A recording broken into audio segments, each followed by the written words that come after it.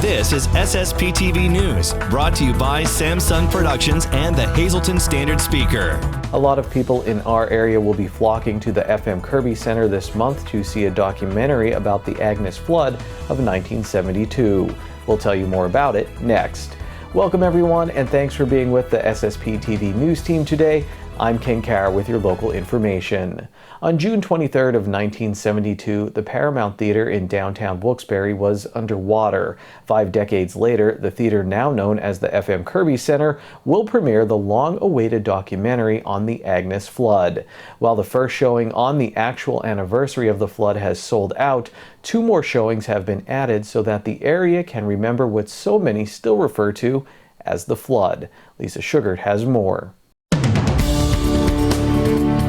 It's a date that when it is brought up, many people can remember what they were doing and where they were when it happened. I'm talking about the Agnes flood. And right now, a brand new documentary is about to air in our area that focuses on just that, the flood of 1972. I'm pleased to be joined by the gentleman who wrote that script for this documentary. He is also the narrator of it. You know him. He is Alan Stout, who was the executive director of the Luzerne County Convention and Visitors Bureau. But today he puts on his documentary hat to talk with us about this great project. Alan, why was this such a passion project of yours that you wanted to bring this to the screen so people could see and remember what happened back in 1972? Agnes is really one of the first memories I have in my life. I was right around that age where, you're 5 years old and you're starting to form memory and you retain things. And so being evacuated from our home in South Wilkes-Barre at, early in the morning on June 23rd, 1972, sirens blaring through the neighborhood and heading to the higher ground to stay with relatives and, seeing all the damage, maybe 4 or 5 days later when we were allowed to return home and see our belongings destroyed, see my grandparents, everything on their first floor being dumped into the back of the dump truck by a bulldozer, and the cleanup from that summer, the military, the helicopters and the army trucks buzzing down the streets constantly. Through the eyes of a child, was kind of mesmerizing, actually. You didn't really have the wherewithal to understand the impact of it. You were too little to understand the devastation and the loss, but you knew something was wrong.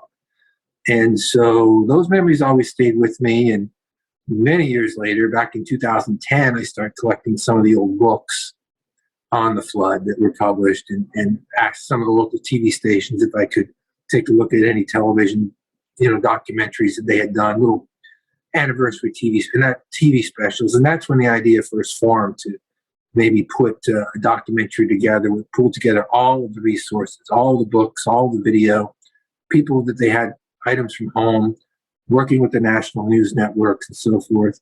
We were not able to do it in 2012 for the 40th anniversary, but thankfully 2 years ago, 2 wonderful filmmakers approached us, Bob Savakinis and Tim Novotny.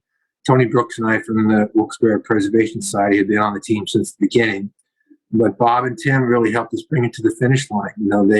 Tim directed and edited the film, co-directed with Bob. And we think we've made a real poignant film about the people of the Valley and what they went through that summer. Your original showing sold out like instantaneously. So it is obviously a topic that hits home with a lot of people in this area. We were talking earlier, people just refer to it as the flood because everybody remembers that. And I remember it growing up as a child. Thankfully, I was not impacted by the flooding, but I remember the heavy rains and what was going on back then. So now you are having 2 additional showings since that one sold out on the 23rd of June. So now it is Wednesday, June 29th at 1 p.m. and 7:30 p.m. It's at the FM Kirby Center in Wilkes-Barre and marking the 50th anniversary. How proud are you now to be showing this? I'm proud of our team. It was, working with Tim and Bob and Tony, it was a team and other people that helped us as well, sponsors and people that shared their stories with us. It's obviously a team effort. I think I could speak for all of us when I say that what we're most proud of are our grandparents and our parents who are sort of honored by the movie. They didn't have a FEMA. There was no Federal Emergency Management Agency at that time. There was no flood insurance for most people at that time. And so it was the worst natural disaster in the history of the United States. They were the president's words. That's what he called it. And he came here and saw it all. And they had to put their town back together and their homes and their businesses, and they did it. And so I think that's the takeaway from the film for us that worked on it, and hopefully those that see it, is that pride in what was done here 50 years ago. It was a lot of hard work, a lot of blood, sweat, and tears. The star of the movie is the flood. It's the Susquehanna River. But the hero of the movie are the people of the Wyoming Valley. If people want tickets, they're just $10, and they are available at the box office at the FM Kirby Center or by calling the Kirby Center. Alan, I think this is a wonderful project that will preserve the memory of what happened and to show the resilience of the Valley, always the Valley with a heart. So congratulations, much success with this documentary. I hope everyone gets to see it. Thank you, Lisa. Thank you very much. Today's news feature is brought to you by Lehigh Valley Hospital, Hazleton. Remember, in an emergency, our emergency room is the safest place to be. Time now for weather on SSPTV News. Here's our forecast from the National Weather Service on Tuesday. A 30% chance of showers with thunderstorms also possible after 5 p.m. We'll have increasing clouds with a high near 73 degrees and wind gusts as high as 26 miles per hour. On Tuesday night, showers and a possible thunderstorm. We'll have a low around 59 degrees. We have an 80% chance of precipitation. New rainfall amounts between 1/4 and 1/2 inch possible. On Wednesday, a chance of showers and thunderstorms before 2 p.m., then a chance of showers between 2 p.m. and 5 p.m., then a chance of showers and thunderstorms after 5 p.m. We have a 50% chance of precipitation. It'll be mostly cloudy with a high near 76 degrees.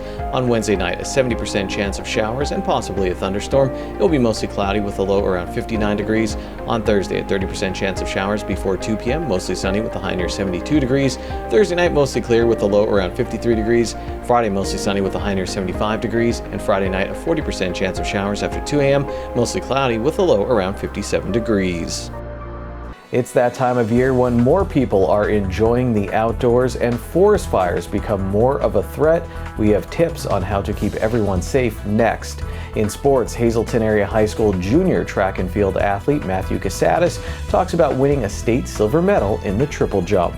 Good evening, everyone. Here's today's Talk of the Town. State Representative Gerald Mullery will be having a free paper shredding event on Saturday, June 11th from 8 until 11 a.m. at Greater Nanticoke Area High School. For more information, you can call 570-740-7031. The 9th Annual Carnival for Kids will be held at McDade Park in Scranton on Sunday, June 12th at 12 noon. For more information, you can call 570-963-6764. SSPTV News would like to send sincere condolences to the family and friends of these recently departed. Louise A. Butch Sharon, age 98, of Freeland. Mass will be held on Thursday at 10 a.m. at St. Anne's Church. Friends may call on Thursday from 9 to 10 a.m. at the church. The Frank J. Bonham Funeral Home is in charge of arrangements. Thomas J. Pogert, age 66, of Hazleton. A service will be held on Thursday at 11 a.m. at the Calvary Cemetery. The Frank J. Bonham Funeral Home is in charge of arrangements. Tonight's obituaries are being brought to you in part by Harmon Funeral Homes and Crematory, with 2 locations in Rockland and in Drums. 570-384-3312 or 570-788-0977. And go to harmonfuneral.com.